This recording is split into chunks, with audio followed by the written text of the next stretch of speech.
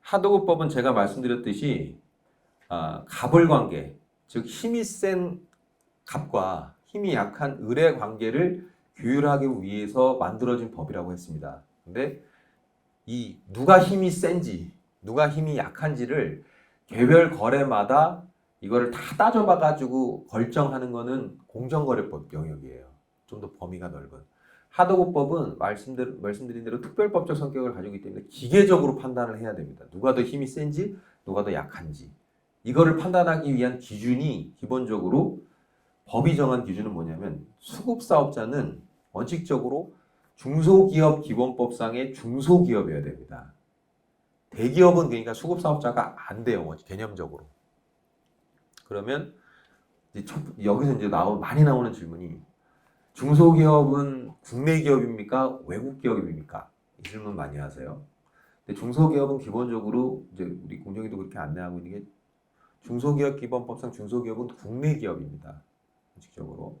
그럼 거기서 조금 더 질문을 또 해. 국내에 소재하고 있는 기업이 아니고 해외에 소재하고 있는 기업이면 아닌 겁니까? 그거는 이제 아닐 수 있는 겁니다. 근데 이런 경우 거래는 그러니까 계약은 국내에 있는 기업하고 하는데 물건은 어디 동남아에서 실어 옵니다. 그러면 이거는 중소기업입니까? 아닙니까? 이건 중소기업이에요. 국내에 있는 중소기업이라는 건 그 거래 관련해 가지고 실질적으로 협의를 하고 계약을 하는 체결하는 주체가 국내에 있으면 국내 중소기업에 해당될 수 있고 그리고 하도급법이 적용될 수 있다라는 것이고요.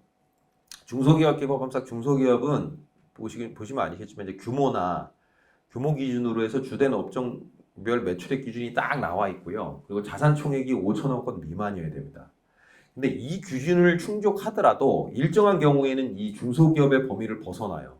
뭐냐 이제 상출 제한 기업 집단 소속 회사거나 자산 총액이 5천억 원 이상인 법인이 최다 출자자로서 30% 이상 직간접적으로 그 회사의 지분을 소유하고 있으면 그 회사의 매출액이라든지 그 회사 당해 회사의 자산 총액이 중소기업 규모 기준을 충족한다고 하더라도 예외적으로 중소기업 범위를 벗어나게 됩니다.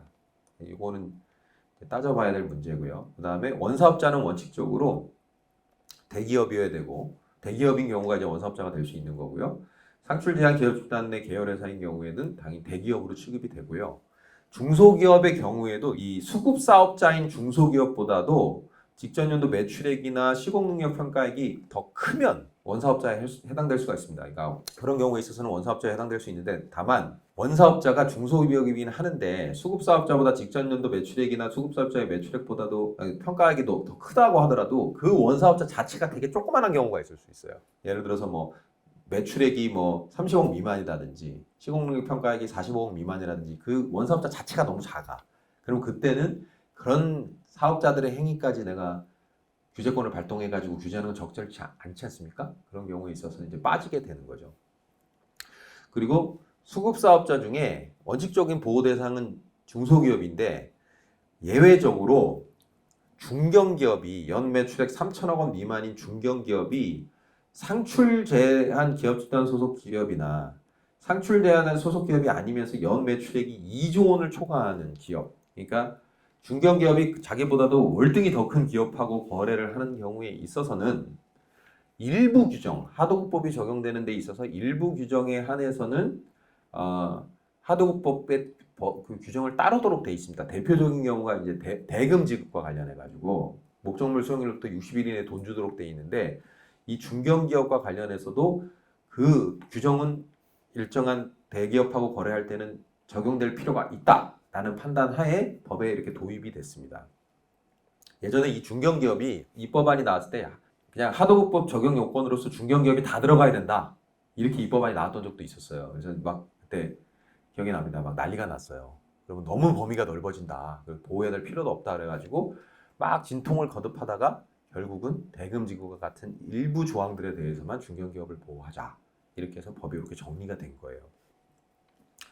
그리고 하도급법은 거래 내용이 7가지 위탁에 한정돼 있습니다. 보시면 제조업자가 그러니까 내가 뭘 만드는 사업자예요. 그걸 상대방한테 뭘 시켜야 되냐면 만들어줘.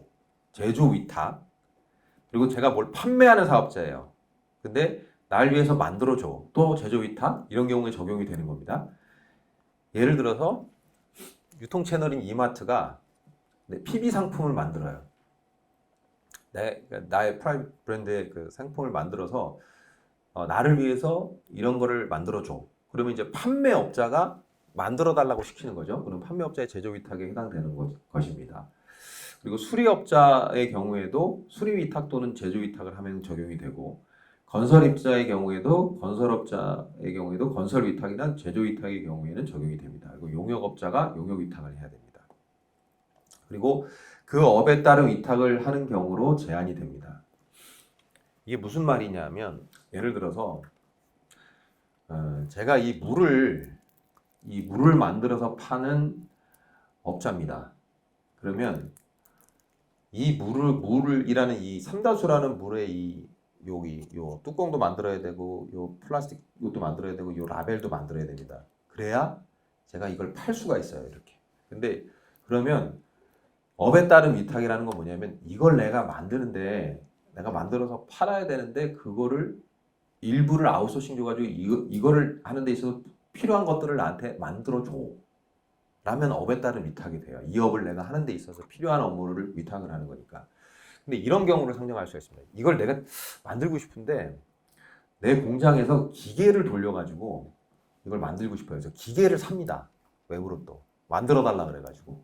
그러면 이게 이 업에 따른 위탁일까? 이런 생각이 드는 거죠. 근데 그 경우에 있어서는 우리 공정한 지침이나 이런 데서 아니라고 보고 있어요.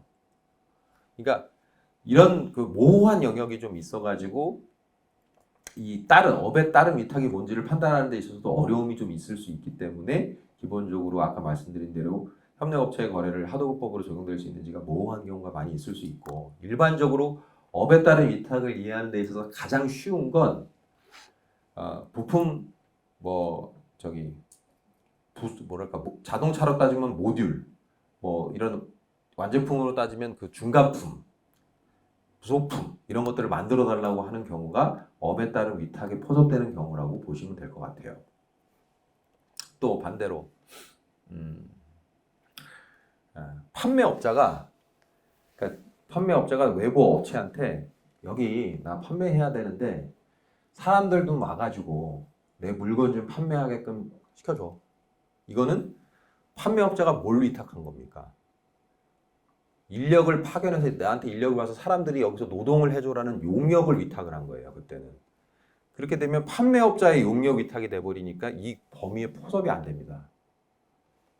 그 차이점을 이게 개념만 보면 잘 이해가 안 되시는데, 이렇게 좀 사례를 가지고 보시면 이렇게 좀 달라질 수 있다. 좀 더 명확해질 수 있다라는 점을 말씀을 드리겠습니다.